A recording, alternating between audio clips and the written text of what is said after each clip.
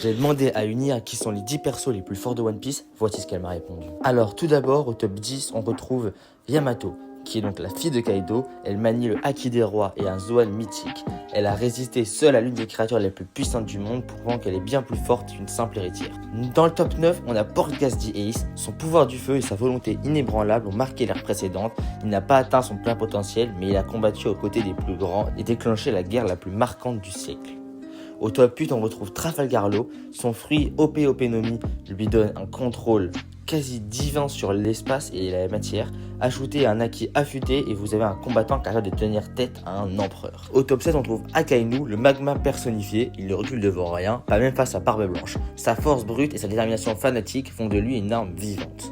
Au top 6, on retrouve Barbe Noire, Marshall dit Teach, le seul homme à avoir 2 fruits du démon, les ténèbres et les séismes. Il progresse à une vitesse terrifiante, son ambition est illimitée, une menace en devenir. Au top 5, on trouve Monkey D. Luffy Gear 5, avec son éveil du Nika. Luffy est devenu imprévisible, libre et surpuissant, il a vaincu Kaido, il fait trembler le monde. S'il est déjà au sommet, pas encore. Au top 4, on trouve Kaido, la créature la plus forte du monde, Haki des rois avancé, Zoan mythique et une résistance quasi divine.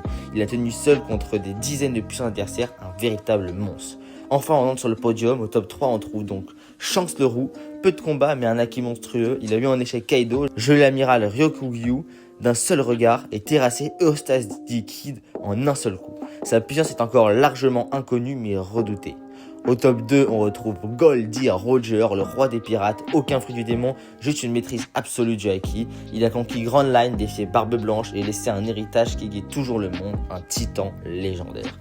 Et enfin, au top 1, on retrouve Imu, le roi de l'ombre, celui que même les 5 doyens servent. On ignore ses véritables pouvoirs, mais ce qu'on a vu est terrifiant. Destruction à distance, immortalité supposée et une autorité absolue sur le monde. Si Imu est un dieu, alors les autres sont des mortels. Alors qui est le vrai numéro 1 pour vous? Luffy peut-il dépasser Roger? Shanks a-t-il encore un niveau supérieur? Et Imu est-il humain?